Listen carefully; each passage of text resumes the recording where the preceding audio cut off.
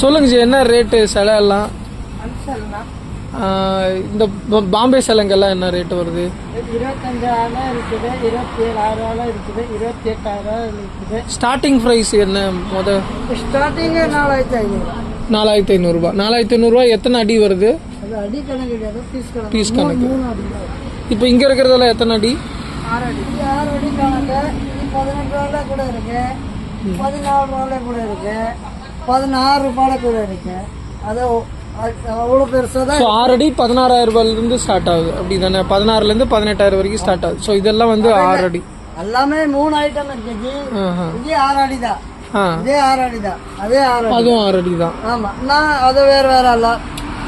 இது 17, அது 16, இது 14, இது மாதிரி. இது 14,000, அது வந்து 16,000. ஆமா, இது 17. இந்த பெரிய சேனல்ல என்ன ரேட்?